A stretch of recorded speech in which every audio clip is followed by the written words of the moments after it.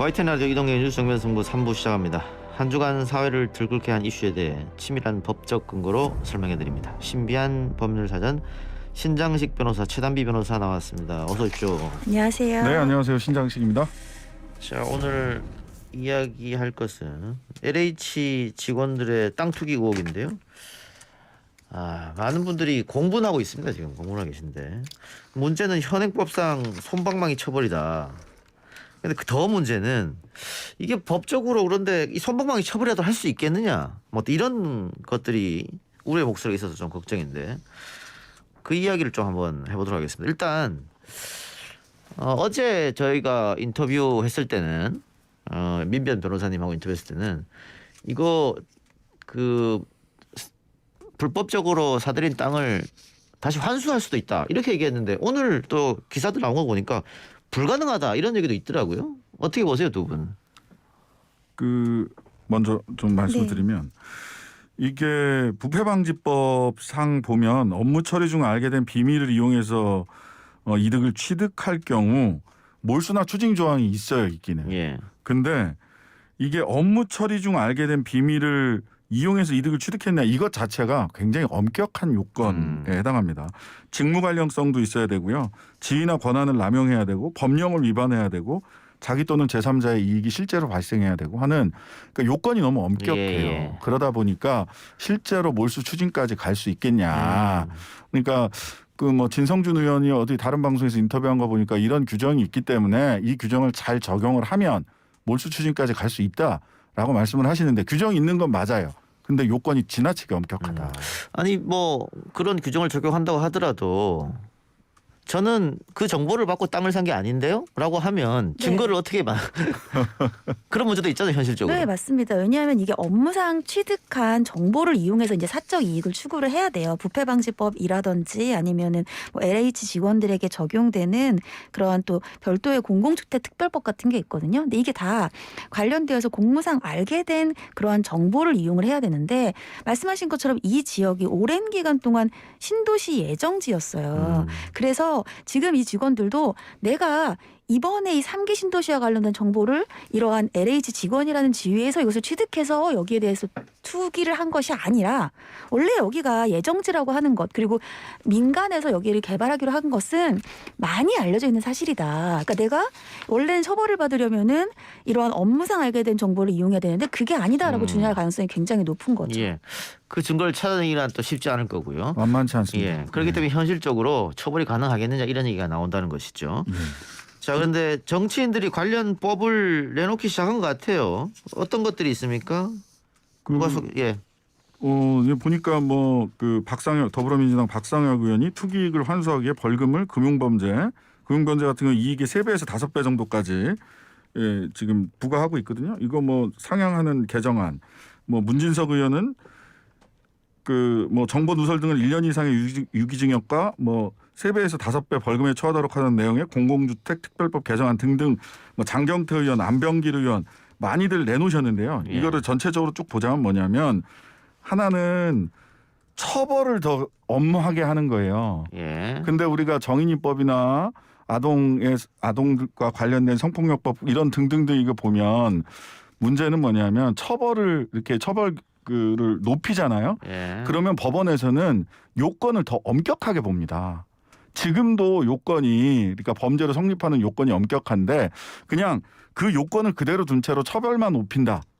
이렇게 되면 오히려 법원에서 처벌 가능성은 더 낮아지는 역설이 발생하거든요.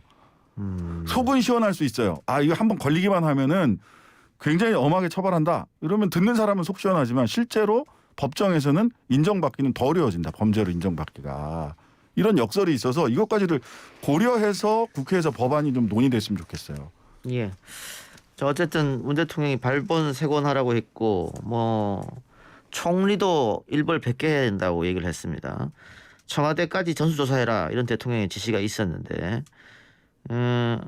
이게 전수조사를 하면 지금 LH 직원 뭐 10여 명 나온 것보다 훨씬 많은 이와 비슷한 사례 똑같지는 않더라도 네. 나올 가능성이 상당히 높아 보여요. 네, 그러니까 일단 LH 직원 또 그리고 배우자 가족뿐만 아니라 직계 존속까지도 다 이제 조사를 하겠다라는 것이고요. 여기에 더해서 지방자치단체와 관련되어서도 이제 조사를 하겠다. 또 말씀하신 것처럼 뭐 청와대 전 직원 가족들 대상을 조사하겠다인데 지금 알려진 거는 LH 직원들뿐만 아니라 관련돼서 이제 이 뭐 공무원들도 많다라는 거예요. 근데 이제 예. 이것을 지금 LH 관련되어서는 이 국토부에서 관련된 자료들이 있고 이제 어떠한 전산 시스템이 있다라는 겁니다. 예. 그래서 거기에서 좀 찾기가 쉽겠지만 과연 지방자치단체 같은 경우에는 이것에 대해서 직원을 어느 범위를 가지고 조사를 할 것인가. 예를 들면은 이 신도시와 관련된 업무를 하는 직원들도 있지만 아닌 직원들도 있잖아요. 예. 이러한 범위를 어디까지 할 것인가. 또 여기에 대해서 어떠한 절차를 가지고 할 것인가. 이러한 지금 논란들도 있습니다. 예.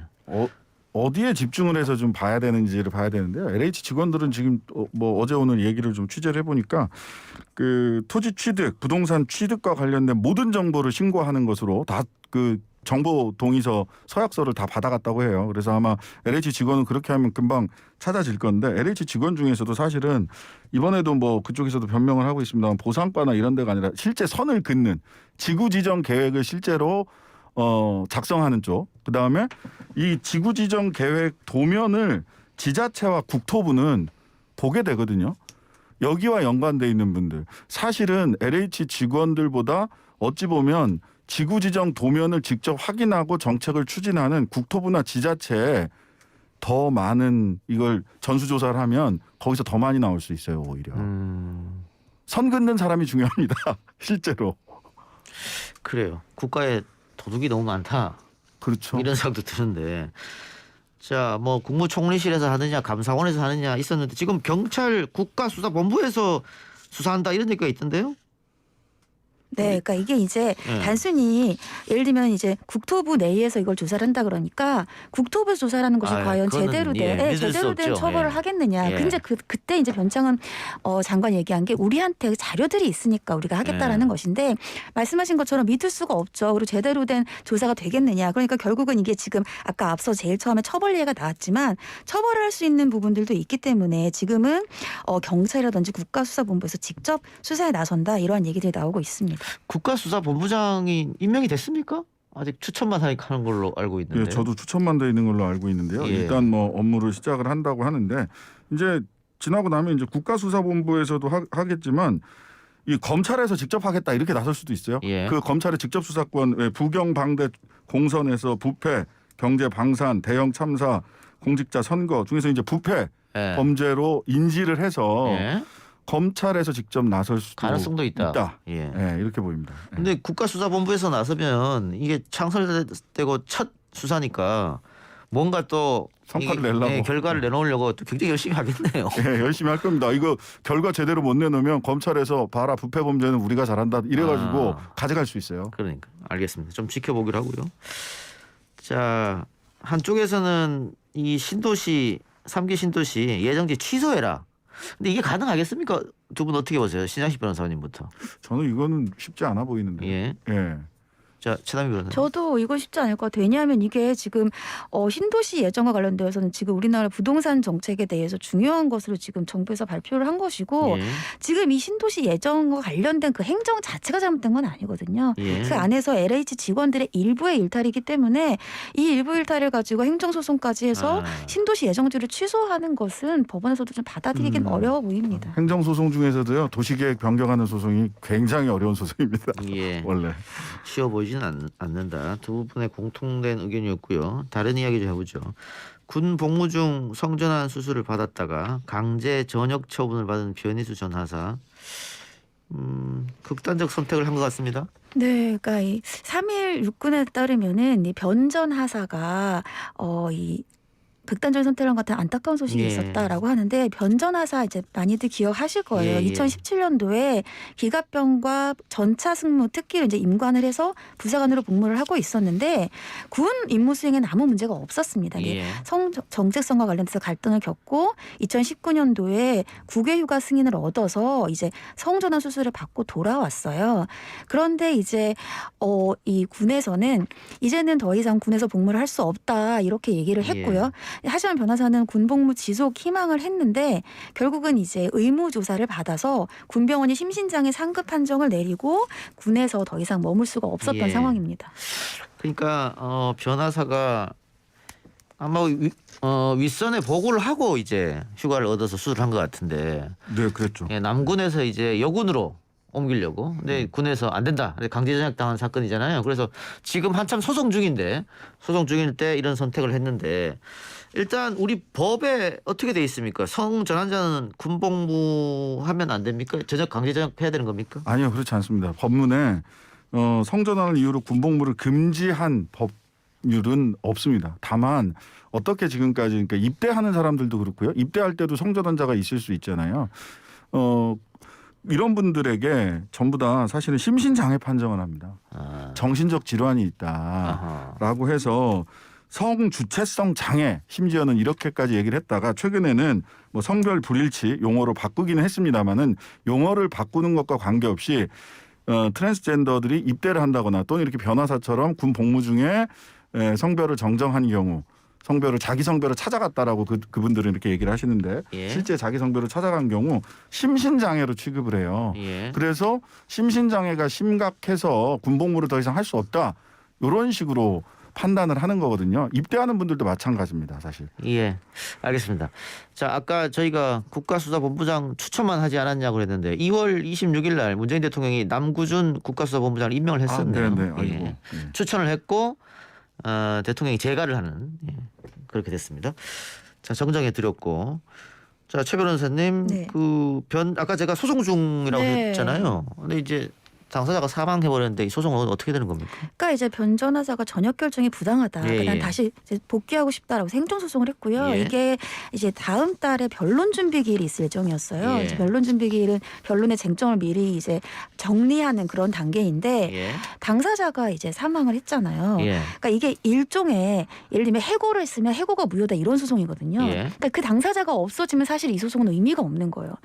해고가 무효다라고 해도 복귀할 수 있는 당사자가 없잖아요. 그래서 예. 원칙은 이제 이 당사자가 없으면 이 소송이 더 이상 하지 않는 소의 이익이 없다라고 보는 건데 사실은 의미 있는 재판입니다. 그래요? 그렇죠. 왜냐하면 네. 이제 성전환자라든지 성정체성에 대해서 다른 이제 입장을 가지고 있는 사람들에 대해서도 군인으로 복무할 수 있는 상황을 가질 수 있는 이런 의미 있는 재판일 수 있기 이게 때문에 같은 일이 반복될 수 있으니까요. 그렇죠. 예. 그래서 이제 법원에서 어떤 의미 있는 뭐 판단을 내릴 여지도 있고 왜냐하면 소송이 계속되는 여부 상관없이 아니면 이제 상속인들 예를 들면 이제는 변전환자 같은 경우에는 아마 배우자나 자식은 없는 걸로 알려져 있으니까 예. 이제 부모님이 이제 상속인이 되겠죠. 부모님이 계속해서 그 소송을 수기할 수는 있는데 사실 부모님 소송을 수기했을 때 법원이 그걸 인정해 줄 것이 왜냐하면 당사자가 아니니까 예. 또 그런 부분도 쟁점이 될 수 있습니다. 이게 좀 복잡하게 돌아가네요. 예, 좀 지켜보고요. 신 변호사님 이게 네네. 피우진 중령 전 국가보훈처장이죠. 피우진 국가보훈처장도 결국은 소송을 통해서 승소하지 않았나요? 비슷한 사건이 있어서. 그렇습니다. 이게 뭐 성별 정정은 아니지만 우리 피우진 전 중령 전 국가보훈처장이죠. 저는 뭐 중령인 시절에 한번 뵀었는데 유방암으로 양쪽 유방을 제거했어요. 근데 유방 상실을 군은 심신장애로 보고 강제 전역시켰거든요. 이건 좀 심하죠. 예.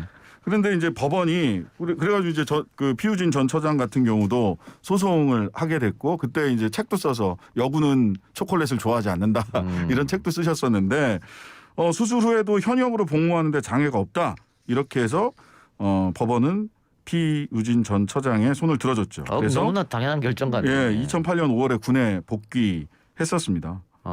그리고 뭐 군인권센터 같은 경우가 이 일도 이번에 그 변전하사 장례도 다 주관을 해서 치렀는데 여기서는 뭐 여성 유방과 남성 성기 손실을 군인으로서의 전투력과 이게 무슨 상관이 있는 거냐.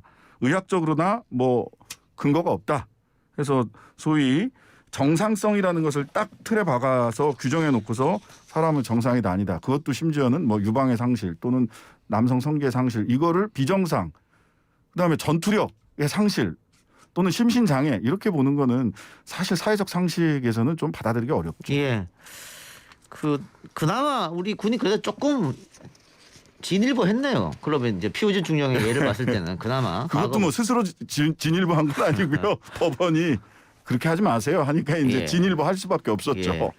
그런데 변전하사뿐만 아니고 제주 퀴어문화축제 공동조직위원장 김기용 씨도 지난달 말에 극단적 선택을 해서 많은 분들이 안타까워했었는데 그래서 얘기가 나오는 게 차별금지법이 국회에 통과됐다면 이분들이 이런 선택을 했겠느냐 이런 이야기 나옵니다. 어떻게 보세요? 그러니까 이게 지금 차별금지법이라고 하는 게 이번 사건 변전하사 같은 경우에는 성적인 지향성인 것이고요. 그것뿐만이 아니라 뭐 인종이라든지 성병이라든지 어떠한 것들을 근거로 해서도 차별을 금지하는 이 법이 차별금지법인데 예. 차별금지법이 있었으면은 당연히 이러한 예를 들면 지금은 개정이 됐습니다만 병역 판정 신체 검사 규칙 그래서 성적인 이 성별 불일치 뭐 이런 것들이 예전에 적용이 안 됐겠죠. 예. 근데 이런 법이 그동안 이제 보수 기독교 단체가 계속 반대를 해서 17대에서 19대 국회에서 계속 관련 법안이 발의가 됐는데 이제 폐기가 되는 것이 반복이 됐었어요. 예. 그러니까 이렇게 반대를 하는 그 보수 단체 같은 경우에는 이 차별금지법이 통과가 되면 동성애를 조장한다 뭐 이러한 이유로 반대를 하고 있는데 현재 이제 장혜영 정의당 의원이 6월에 발의를 한 상태이거든요. 차별금지법을. 근데 이것도 법사위에 계류가 되어 있는 상태입니다. 이 차별금지법이 말 그대로 모든 차별에 대해 반대한다 이건데 특히 동성애에 관해서는 그 종교계에서 극렬하게 반대하고 저항하고 있기 때문에 종교개표를 의식하지 않을 수 없는 정치권으로서는 그 법안을 통과시키기는 부담이 좀 될 것 같아요. 예, 뭐 부담이 될 수 있습니다. 지금까지 그래 왔고요. 근데 예. 이제 문제는 그러다 보니까 사실 종교계에서 논의 자체를 좀 가로막는 측면이 있어요. 그러니까 차별금지법도 나라마다 그 열거하는 조항들이 좀 많이 다르거든요. 뭐 북유럽 같은 경우는 뭐 전과에 의한 차별 이런 것도 딱 열거돼 있기도 하고 각국마다 차별 금지의 사항들 이렇게 딱 명시한 사항들이 많이 달라요. 성적 지향으로 할 거냐, 성별 정체성, 성적 지향 뭐 이런 것들을 다 넣을 거냐 다른데 그 장혜영 의원 발의한 안이 한 번도 소위가 개최되지조차 못했거든요. 다만 조금 이 논의를 조금 앞당길 수 있다라고 생각이 되는 건 더불어민주당의 그 중진 의원인데 이상민 의원도 이 평등차별금지법 발의를 준비하고 있습니다. 예. 그러다 보니까 아무래도 이번에는 그 이전에는 사실은 그 국회에서의 진지한 논의 자체가 차단된 측면이 있었는데 이번 21대 국회에서는 뭐 이상민 의원도 발의를 하셨고 했기 때문에 내용상의 차이는 있지만 장혜영 의원 발의안과 논의는 좀 국회 안에서 이루어질 수 있지 않을까. 그리고 종교인분들의 의견도 저희들이 다 국회에서는 다 존중을 해야죠. 하지만 논의 자체를 차단하는 방식 이건 좀 지양해야 되지 않을까 하는 생각이 듭니다. 예. 차별금지법 뭐 꽤 오래전부터 이 얘기가 나왔습니다만 계속해서 우리 사회에 논쟁거리가 남아있다 이런 말씀 드리면서 다음 주제로 갑니다. 엊그제죠. 정인이 양부모에 대한 세 번째 공판이 있었는데 재판 마치고 정인이 양부가 무릎을 꿇고 죄송하다 살려달라고 얘기했습니다. 그 옆에 있던 여성분은 그 양모는 아니었죠. 네. 아니었었고. 근데 왜 양부가 갑자기 취재인 앞에서 무릎을 꿇었느냐 이런 의문점이 생기는데 예, 어떤 내용이죠? 그러니까 이제 그날 재판이 있었습니다. 근데 이제 양부가 재판을 마치고 앞에 시위대들이 있으니까 법원 반대편 출입구로 나온 거예요. 예. 그랬는데 이제 발견해서 취재인들이 따라가면서 계속 질문을 던진 겁니다. 뭐 아이가 계속 방치됐다고 지인이 진술했는데 어떤 입장이냐 이러한 것들을 확 따라가면서 질문을 하니까 죄송하다라고 하다가 갑자기 도망치다가 멈추더니 무릎을 꿇고 사과를 하는 거예요. 예. 그래서 이제 뭐 흐느끼다가 다시 일어나서 현장을 떠나는데 여기에 대해서도 비판이 굉장히 많습니다. 예. 왜냐하면 재판에서는 자신은 이제 양모가 다 잘못했고 자기는 몰랐다 이러한 입장을 그랬어요? 그러니까 자신이 학대와 관련되어서 미필적인 고의가 있을 수는 있지만 대부분의 주범은 이제 양모다라는 식의 진술들을 하고 있다라고 지금 알려져 있어요. 그런데 기자들 앞에서 무릎 꿇고 잘못했다고. 근데 왜 하고? 갑자기 잘못했다고 하느냐? 재판정 안에서와 다르지 않느냐? 결국은 뭐 재판에 조금 뭔가 동정표를 호소하려는 게 아니냐, 뭐 악어의 눈물이다 이러한 비판들이 많습니다. 그런 비판이 충분히 있을 수 있겠네요. 자, 근데 어쨌든 지금 최 변호사 이야기대로 공소 사실을 양부모가 인정하지 않았으니까 대부분 그래서 거짓말 탐지기도 동원됐다는 얘기가 있던데 맞나요? 예, 그렇습니다. 뭐 정인이를 발로 밟았는지 여부, 바닥에다가 던진 사실이 있는지 여부 등을 좀 물어봤는데요. 양모는 아니다라고 답변을 했는데 그 답변 전부 거짓이라고 판 거짓말 탐지기상으로는 나왔어요. 예. 검사관 4명이 독립적으로 분석했는데 한둘이 아니라 전원이 저건 거짓말인데요. 라고 분석을 했습니다. 예. 그래서 임상심리 평가도 따로 했는데요. 거짓말 탐지기 말고 임상심리 평가를 이 사람이 어떤 심리 상태에 있는가 그랬더니 사이코패스 성향이 좀 높게 나타났다. 죄책감 보이면서도 뭘 잘못했는지에 대한 인식은 매우 부족하다. 정의를 잃어서 괴로워하면서도 정서적 스트레스는 받고 있지 않다라는 등의 결과를 내왔어요. 그러니까 괴롭기는 해. 근데 왜 괴로운지도 모르겠고 예. 본인이 그렇다고 심각하게 정서적 스트레스를 받고 있는 것도 아니다. 이런 근데 판단이에요. 이 예. 거짓말 탐지가 재판에서 증거로 인정됩니까? 이 참고 자료입니다. 직접 증거가 되지 않습니다. 참고 자료. 예, 알겠습니다. 양호 아래층에 살던 주민도 재판에 증인으로 출석했다면서요? 네, 그러니까 이제 지금 여기에서 과연 이 아이에게 어떠한 정도의 강한 그런 외력을 강했는지가 중요한 쟁점이에요. 예, 왜냐하면 예. 살인의 고의를 인정해야 되기 때문에. 예. 근데 같이 나왔던 지금 그 증인이 아래층에 살고 있는데요. 사건 당일 위층에서 쿵 하는 큰 소리와 심한 진동이 여러 차례 발생했다라고 하면서 그게 얼마나 심한 진동이냐면 헬스클럽에서 무거운 덤벨을 떨어뜨릴 때와 비슷한 소리가 났다라는 거예요. 그러니까 보통은 아이가 위에서 뛰어다니는 소리라는 완전 다른 소리다. 그러니까 이제 이러한 증인의 진술이 살인의 고의를 입증하는 데에 의미 있는 진술이 될 수 있습니다. 가능성이 있다. 예, 알겠습니다. 자, 최근 아동 학대 범죄 처벌 등에 관한 특례법, 이른바 정인이법이죠. 이게 국회에서 통과가 됐습니다. 물론 반대하는 국회의원도 있더라고요. 있긴 했습니다만 통과됐는데 여전히 전문가들은 이 제2의 정인이를 이걸로 막을 수 있느냐 이런 얘기를 하던데 어떻게 두 분 생각은 어떠세요? 일단 이제 2번의 개정을 했죠. 그리고 이 2번의 개정이 나름 이제 다 의미 있는 개정입니다. 그러니까 예. 아동학대 살해죄를 신설한 것은 이제 살인죄가 고의성을 입증하는 게 어려워서 그런 것이고 또 이제 이 출동을 했을 때의 범위라든지 아니면 즉시 분리 같은 것들을 다 규정을 했어요. 그럼에도 예. 불구하고 아직 부족하다라고 하는 것이 우리가 즉시 분리를 하면 이 아이들을 보호해야 될 장소가 필요하잖아요. 그렇죠. 그런 것들이 아직 부족하다는 거예요.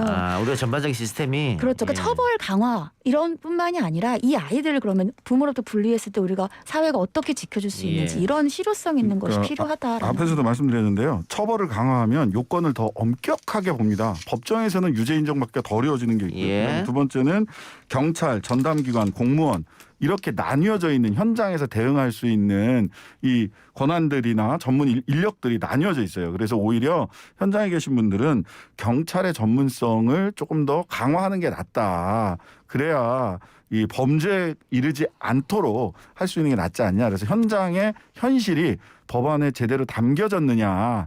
이런 부분들에 대해서는 여전히 비판의 목소리가 있습니다. 알겠습니다. 좀 아쉬운 부분이 없지 않아 있습니다만 예. 일단 법안이 통과됐고 다시 다른 법안도 역시 지금 국회를 통과했으니까 좀 더 지켜보도록 하죠. 두 분 말씀 오늘 여기까지만 듣겠습니다. 수고하셨습니다. 네, 감사합니다. 감사합니다.